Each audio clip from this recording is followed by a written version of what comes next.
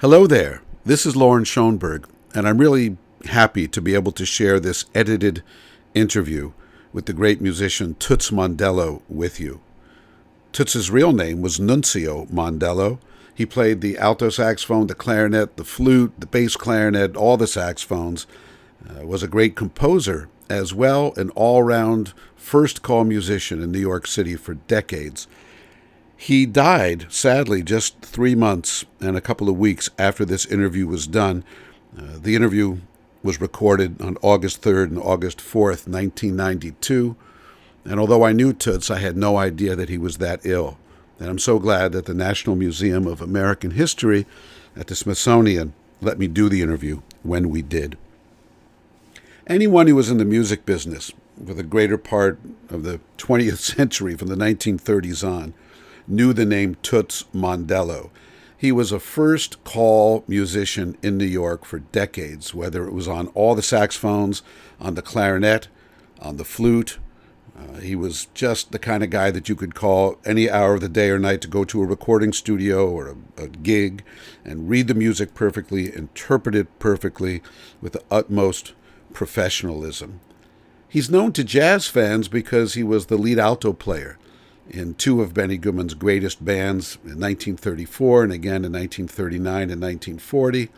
A list of some of the jazz greats that Mondello recorded with would include Pearl Bailey, Bunny Berrigan, Billy Butterfield, Ella Fitzgerald, Bobby Hackett, Lionel Hampton, Billie Holiday, Gene Krupa, Ray Noble, Charlie Parker, Artie Shaw, Frank Sinatra, Claude Thornhill, Sarah Vaughan, and Teddy Wilson.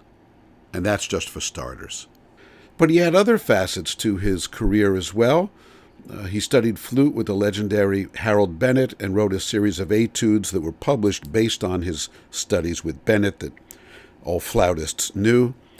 And I was surprised in the midst of the interview when he told me to go to the closet and to look up on the shelf, and there were some beautifully bound manuscripts of orchestral compositions that had been written and, in some cases, published under the name of Nunzio Mondello, that had been played by major symphony orchestras.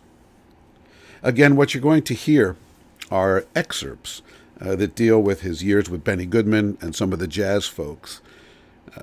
Toots was such a warm, engaging, and valuable guy that I didn't interrupt him in the course of the interview when we veered off course. So when you hear these excerpts, they'll seem almost redundant or out of place sometimes in terms of the way that they go in a linear or chronological fashion. But that's what we have to listen to, and you'll be able to piece it all together. A bit of the personal side here. I had met Toots Mondello for the first time in the mid-1980s when he had come out of retirement for a moment to play the saxophone part in the Alban Berg opera Lulu. There's a saxophone, I believe, off stage at some point. And I was buying tickets to that day's performance with my father, and in walked Toots Mondello. We started talking. He had a lovely hookup, so to speak, with my dad. They had just a lovely time talking with each other. And we got together for lunch, and a few years later, I got to invite him to appear with my big band at Carnegie Hall in 1989. We did a tribute to Benny Goodman. We had Lionel Hampton and George Benson and many other people on the bill. And I begged Toots to play the saxophone with us.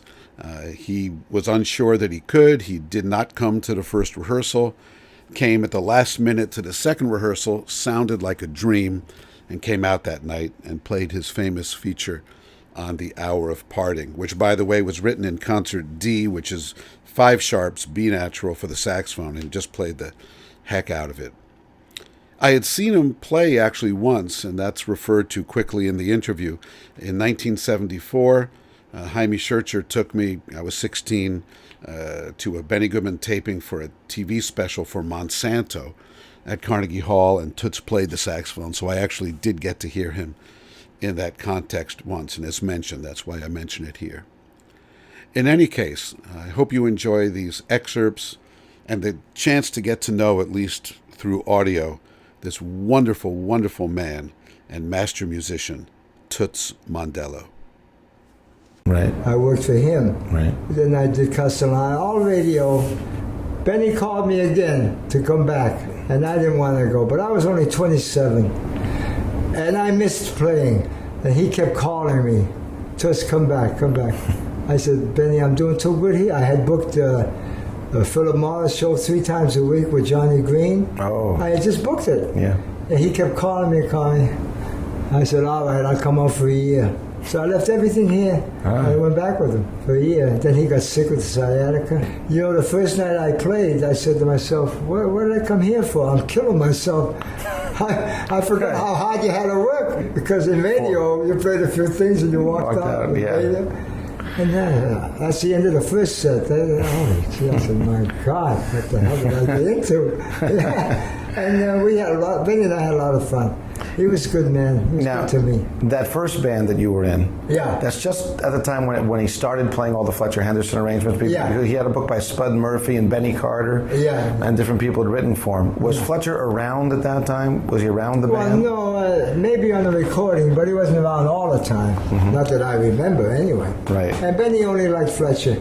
Really? He didn't like the new Eddie Sauter and all that. He didn't care much for that. But he was accepted, but these fellas would bring in things and we'd play them down, and Ben would say, all right, pass it in, you know. He only wanted Fletcher. Yeah. He only liked the jazz, you know.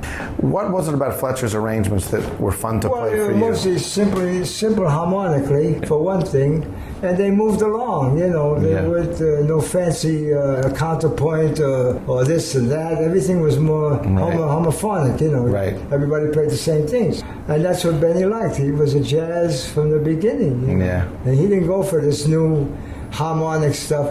In fact, I did the Monsanto brand with him at Carnegie Hall. Maybe you were there. I was there that night. Yeah. That's right. I was 16. Yeah. Watching you. And now I was there with Jaime. Cleo Lane. Right. And Johnny Dankworth. Right. Now we played for them too. And you know the fancy stuff. Very fancy. Yeah. You know, Benny come over to me.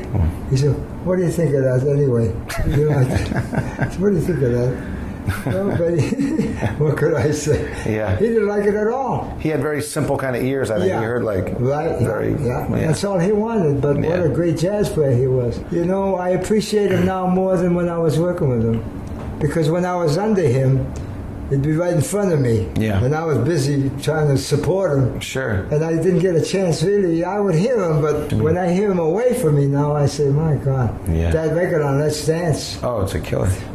Well, and that brings up the fact that the only alto solos on any Benny Goodman records are you, and all those great solos you played. You know, it's the only alto solo. You never had another alto solo. Yeah. You know, it's all tenor, but when you were there, Al Reddy said to me, Jumping at the Woodside, all those great records, Well, I was never known as a jazz man, but I wanted to play jazz, so once in a while I'd get a chance, you know. Yeah. So Al Regney said to me, was that your chorus on Let's Dance? I said, yeah. He says, I thought it was Jaime Schürzer. Oh, no. Yeah, he did. Yeah. But that's so funny because so many of us who were connoisseurs of it could tell you from Jaime because you're so different, so marvelous, but different. You're much more full. He thought it was Jaime. Full body. Jaime was a good player too, but he had that kind of a soft approach, and I had to push him along. Yeah. Let's go, you know. Yeah. But he was a good son, a good player. So when you joined Benny's band, it was Art Rollini, Dick Clark, and Jaime and yourself. Yeah. Now Jaime had been playing lead to Ben Cantor. I don't know whether he was with Benny before me. Yeah. Was he there? I think it was him and Ben Cantor. At the music hall? Oh, I see. And then and just Dick Clark and Benny played tenor sometimes on the original one. Yeah, and then it switched around. Well, see, I didn't know the history of Benny until I joined the band. Right. That Saturday to do the show. Yeah. So how did you get Gene Krupa in Mal Hallett's band? How did you know about Gene? Gene and I, we met here in New York years ago when he was doing, what do you call it? Crazy Girl. Crazy. George Good is a Crazy Girl? You know, I got with him and all. Well, I met him in New York with Girl Crazy. Girl Crazy. Right. I met him with Benny and I forget who else was in it. We became good friends. Sure. So now, when I'm playing at the Roseland, Gene was with Horace Heidt. At the theater there, I forget, City Center, one of those. Yeah. And he told me, he said, I'm very dissatisfied. I said, well, you know, Mal needs a drummer. See? So he said, well, Jesus, I'd like to get away. So I told Mal Hall, I said, I got a great drummer for you if you want. He said, sure, who is he? And then Gene came up and played. Boy, they went wild over yeah. Gene and I were in 4 bands together. I got him in the band Irving Anson, too, in Chicago. Oh, really? Yeah. When I joined the band in Chicago, Irving needed a drummer. I said, get Gene Krupa, he's home. He was in Chicago. Yeah. We called Gene, and he came down and played in the Winter Garden nightclub. Hanson looked at him and said, oh my God, listen to that guy. Yeah. So they hired him, and Gene and I stuck together. So now, with Mal Hallett, then Irving Anson, and then there was a movie actor, Buddy Rogers. Right. Now, he was out with he called himself a one-man band. And he hired Gene, and he wanted me to go with him. I said, Buddy, I don't know. I got my union card in, and I've been dying to get into the 802 local. I said, I got 3 months in. I don't think I can leave. So he said, well, why don't you go to the union and ask them if you can go out of town? I said, all right. So I went to 802, and I told him my situation. That a man named Buddy Rogers wanted me to go on the road with him. He was a big movie star. Yeah, right. He married Mary Pickford. Right. What a wonderful man he was, too. So anyway, they said, okay, you can go. Come back in 3 months, though. So I went to Buddy. I said, I can come out for 3 months. So we played theater, and Gene was in the band. That was the fourth band. And then Benny later. And then Benny was the 4 fourth. bands we were together. Oh, we were buddies. He lived here, Gene. Oh, really? Oh, yeah. In this hotel? Yeah, he lived downstairs. I knew his wife. And Ethel? Ethel, yeah. Right. Yeah. We were so close. And we went on the road with Benny, not steady, but like a one-nighter. Right. Before Benny became famous. Right. And we would check into the hotel, we'd be roommates, and Gene and I say, this guy's going to be big someday. You know, we predicted it. Sure enough, it came about. Why did you think that he'd be big someday? Well, because the band was so great, and he played so great, and people were starting to get interested in music. So we predicted that he would be a big man someday. Yeah, and he became big, all right. The trombones were Jack Lacey. Was it Jack Lacey and Red Ballard? Band. Yeah, Red Ballard, right. Sterling. Yeah, right. Yeah. Sterling Red Ballard. There were so many musicians that so one day I remember what I do because I was so busy running in and out. Tell me about Jack Lacey. Well, Jack was a wonderful guy, but the trouble with him was the bottle. All those fellas, I was lucky that I didn't like to drink. Yeah. They tried to get me to drink too. They did their best. When I joined Mal Hallett's band one night in Pennsylvania, after the dance, they got me up into their room, and they were drinking, and they put me up against the wall.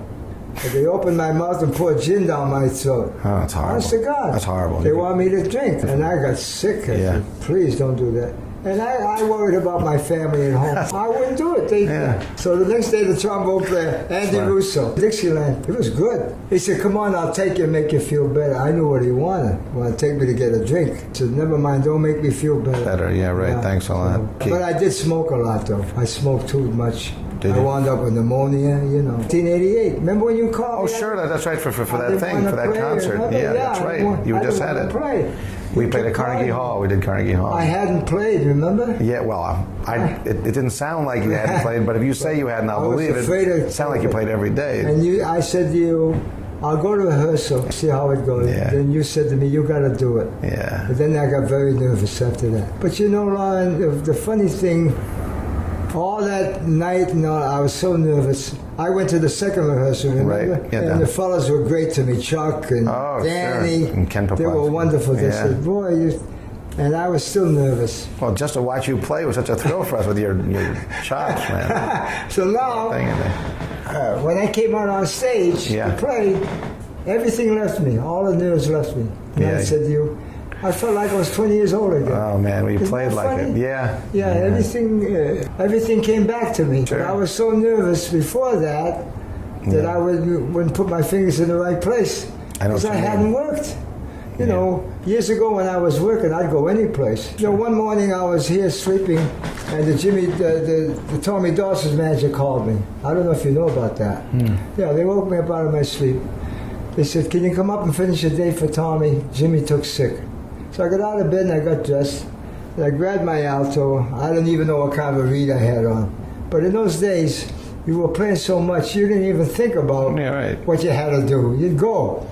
So I walk in the studio, and there's the big band on stage, Tommy's standing there, and Jimmy's sitting down. And I went over to Jimmy. I said, "What's the matter, Jim? Don't you feel good?" He said, "No, I don't feel good." So I took my alto and I went on stage with Tommy. I played the Ruby. Oh. Da, da, da, da, da, da, da. Tommy was standing there, and I played the obligato with him. And everybody was happy. I wasn't nervous at all. You were playing every day. You never thought about those things. Yeah. See, so now I found out Jimmy, he had a little tussle.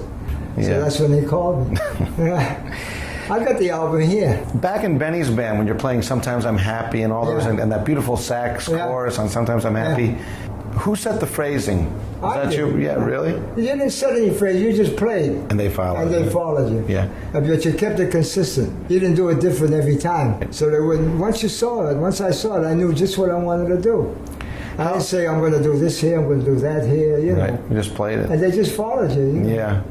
Then I was the one who suggested to Benny, let's come down real soft to that chorus. Oh, yeah. I said, let's come down real soft. And they said, okay. How was Jaime as a third alto, Good. as a second alto? Very good. Yeah? He was excellent. At first he was a little draggy, you know, Right. he wasn't a swinger. So I used to tell him, he used to play in two, you know, everything was in two. Right. Da, da, da, da. I said, Jaime, every beat is important, play four. He started picking up, followed me good. Then he became the lead alto after that. And then I He did believe a that beautiful job. there was a teeny period when Benny bought you back and Jaime was still there. And then He left. He left, right? Yeah, 'Cause he went with Tommy. Right. See, Tommy and Benny were calling me at the same time. Right. They were calling Jaime too. So when Jaime found out I was coming back, he went with Tommy. Well, you can't blame him. No, sure, he wasn't. I don't blame him at all. Now, you were playing with Bud Freeman back in Joe Hames' band. Joe Hames' band and Ray Noble. And Ray Noble. Right. Tell me about Bud and how he compared to the other saxophone players, because he sounds so wild. I mean, he sounds so crazy, so marvelously. Well, he was good in the section, though. He was a really good player. Yeah. But when he ad-libbed, you know, he was all free. He was a good man. In the section, he blended with you. He kept, you know, he didn't try to overdo you, you know. Yeah. But I was very lucky. I would never say a word to the sax players. I'd just play. Because I figured if I talked, it would make things worse. You know, they might get upset and say, what's the matter with this guy? You know, you're out of tune, you're in tune. Right. A phrase with me, you know. Right. So I just play. And it would happen much better that way. Yeah. That's about all I can remember right now. I don't know. Well, you know, who else was... Now, the trumpet section was Bunny Berrigan in Benny's band. And Nate Not Casebeer? the original, though. Pee Wee was there first, wasn't he? Yeah. Right. I don't think Bunny was there till I left. Right. That's and when then he came joined. in. Then he right. went on the coast with him. Right. But in New York, he wasn't in the band. So it I was forget who the trumpets were. Pee Wee or when? Sammy Spear. Sammy Spear and Nate Casebeer. Right. Now, when we were in California, we played the World's Fair in San Francisco. Right. We had 4 weeks off. Excuse me. No, we had a week off. What am I talking about, 4 weeks? We had a week off. Benny says to me, you want to go to Los Angeles with me and we'll play golf on the way down? I said, okay. So I said, how are we going to get there? He said, I'll borrow Corky's car, Corky Cochran. I'll borrow his car. Yeah. So he did. He borrowed Corky's car. And we drove to Pebble Beach, halfway between San Francisco. And we checked in and we played golf. And then Benny says to me, what kind of razor do you use? I said, the regular shit, you know. I just bought a new razor, electric razor, terrific. So we were in the room, he starts shaving me with his electric razor. First, I'm standing there, he's they're trying to get to the drink, now they're shaving. Until he realized what he was doing. Right. He stopped, and he left me in the middle of the shave, put it down. Then he said, you know, I think I'd like some spaghetti and meatballs for dinner. I said, in this place? He said, sure. So he called downstairs the maitre d'. He said, my friend and myself want spaghetti and meatballs for dinner. And the guy must have fell over. Yeah. They didn't know about spaghetti and meatballs. Oh, yes, he said, we'll be down 7 o'clock. And the maitre d' must have said, well, okay, Mr. Goodman. You know. So we walk in. There's all these people in evening gowns and tuxedos. And we walk in, and they bring the casserole. When they lifted, the smell of garlic was all over the room. And Benny and I kept eating. He didn't pay attention to anybody. But Benny thought a lot of you, and from what I've heard from the other guys, treated you different than a lot of the guys in the band. You know, he was kind of honored to have you there and all that kind of stuff, and didn't pick on you like he picked on so many other saxophone players. He never bothered me. No, of course not, because he didn't bother me. He let me play. Take it back to Benny's band. Yeah. When you play King Porter Stomp and Wrapping It Up and all those great arrangements that you played with him, when you were doing the Let's Stand show, was that all the band was doing at that time? Was just the broadcast, or was the band running out and doing little gigs? Well, later on. At the beginning, it was just the broadcast. Right. Then when MCA got him, or Willard Alexander, Willard. when he started booking him, then he started booking club jobs. And we'd go out with him if we were free. If we weren't, we'd have to send a substitute. So he started booking these things. And little by little, then he got the recording contract with Victor. Right. So we started recording. And then little by little, he kept doing more and more and more. And then he said to me, we're going to California. Right. They stopped at the Palomar. Yeah. They went to California. That's when I left. What was it about Benny's band that made it stand out from the other bands? And why do you think it was his band that had that tremendous success? I mean, and you said that you and Krupa kind of predicted it before. I mean... Well, first of all, Benny was one of the great jazz players of the day. Yeah. And when he first came to New York, we all went to the Park Center to hear him. He played with Ben Pollard. Right. And that kind of got you going. And we realized what a great player he was. And I think all the players of that day were trying to emanate that style of music. Right. And when we got to play together, it just came natural. Yeah. Benny never told us how to play. Really? He never said, well, do this, do that, do that. We just played. And it would come about. Yeah. And I think from that style of playing, then of course Ben Pollock's band, and that style started to come in. Everybody knew what they wanted to do. Yeah. It was like that's when they called it swing. Yeah. Because we used to go along. Sure. We didn't play the strong downbeat and the strong third beat. Right. We just rolled along, And that's how I guess that's how it all happened. Just a natural development and your own sense of what you wanted to do. Yeah. As soon as I would see King Porter stomp, I'd know just how I wanted to do it. You didn't stop to analyze it. Right. And say, well, this is the strong beat, this is the weak beat. Right. You just played. And Benny was so great, Yeah. I used to hear his records when I was a kid. So what was life like on the road when you left the radio, went back with Benny in 1939? Now, that was a very interesting band for him because that's when he started playing those Eddie Sauter arrangements. Right, yeah. And Darn That Dream and all those great records you made and The Hour of Parting. Right. How did The Hour of Parting come about with Benny? Well, Benny asked me if I wanted to play something, wanted to feature me on something. Because when he called me, he said, if you come back, I'll feature you a lot. I want you to be out front.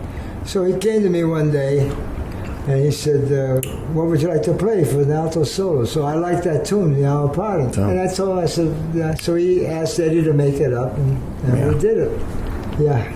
Did you like playing Eddie's music at that time? Oh, yeah. Well, I liked all the new... Counterpoint. I liked all the new innovative stuff. In fact, I turned a little against jazz because, not against it, but I started to realize that there were only 32 measures, and everybody was doing the best they could within these 32 measures. I said, there has to be more to music than this, And at that time, they didn't think of developing it any further. They just played the jazz chords, and the third, and everybody would stand up and play a chorus. And I would say to myself, a lot of times it sounded like somebody trying to jump out, and didn't know where to go. But of course, I was wrong too, because I loved playing jazz anyway. But I had this. There has to be more to it. But then they did expand. Stan Kenton came along, and then all the new innovative Parker.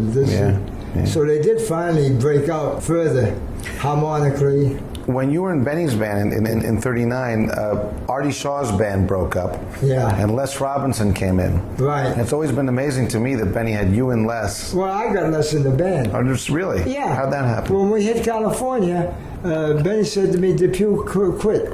I need a sax player. I said, get Les Robinson.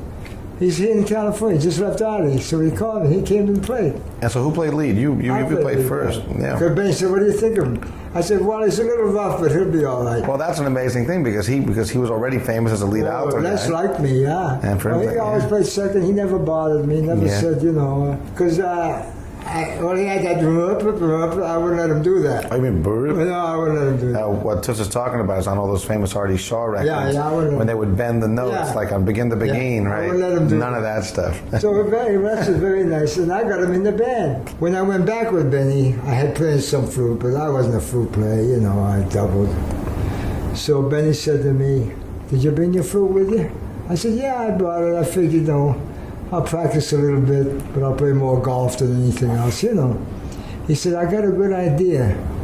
He said, "We'll do the bolero and start with the flute." I said, "Benny, I can't play the bolero.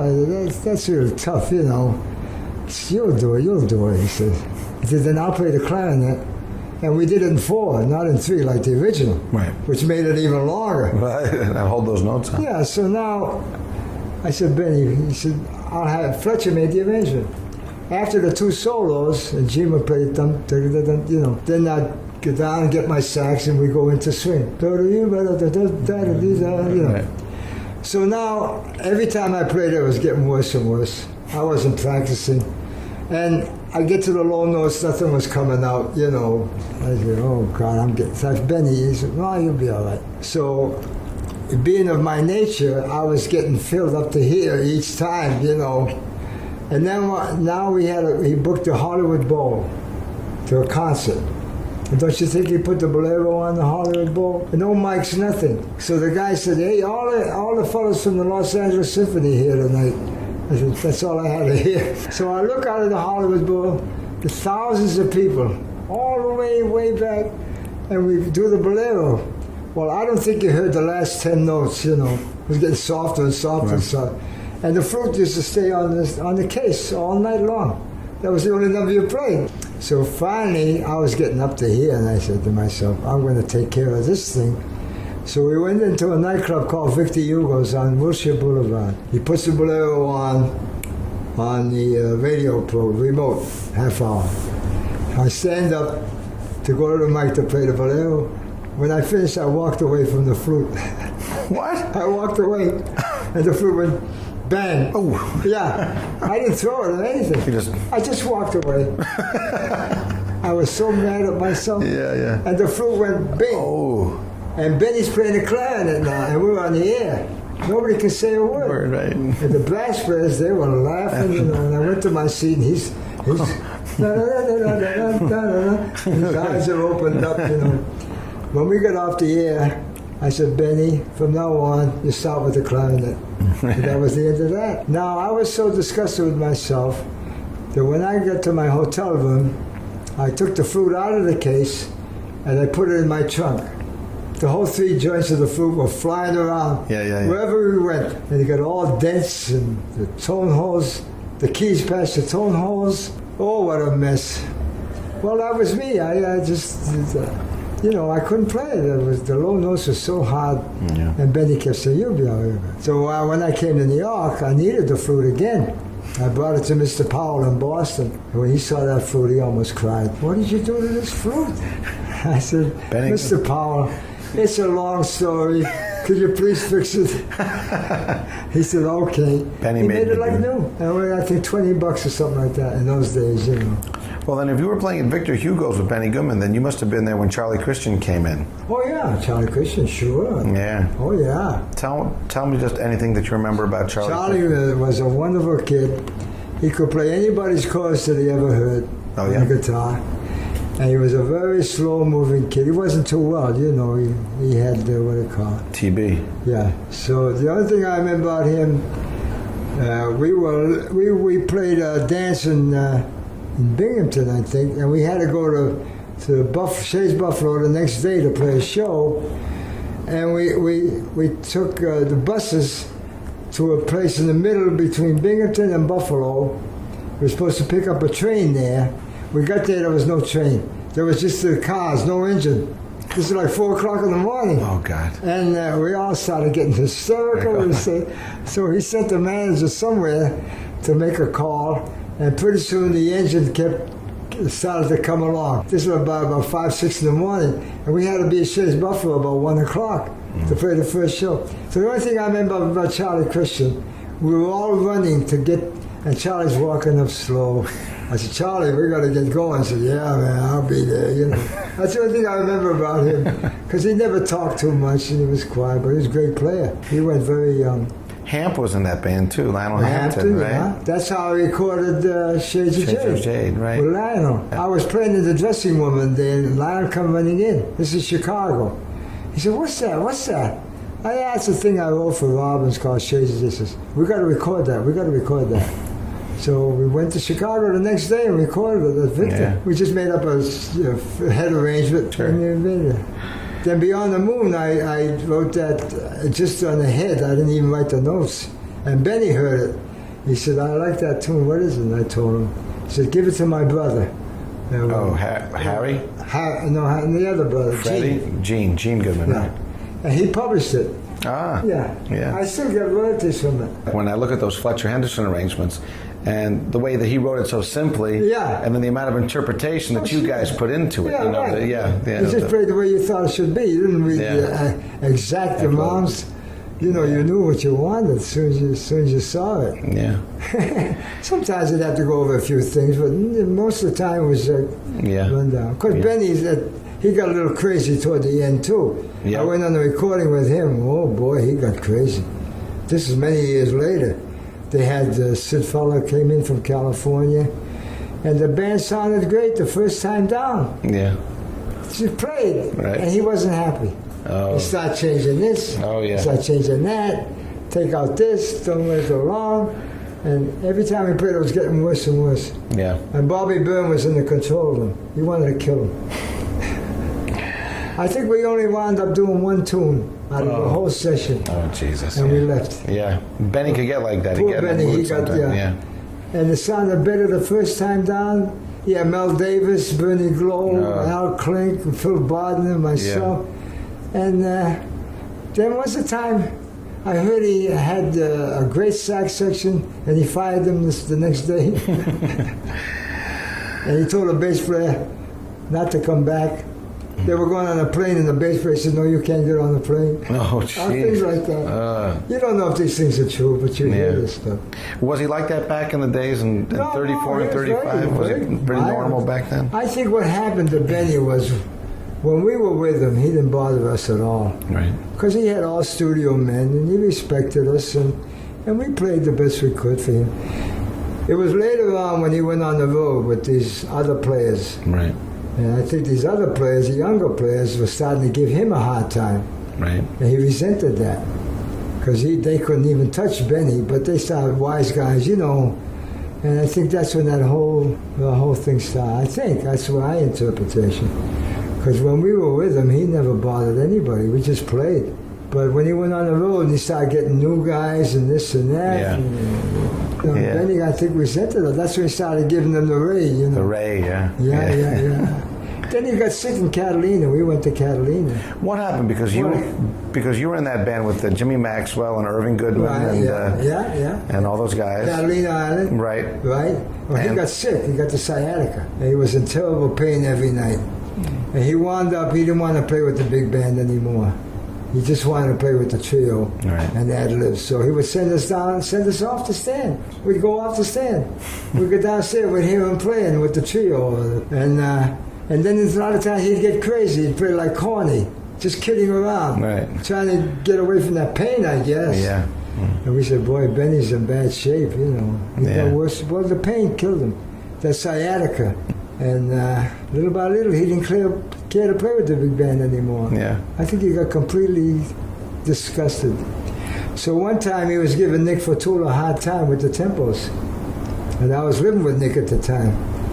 So Nick says, what am I going to do with this guy? Every time we start, he starts, And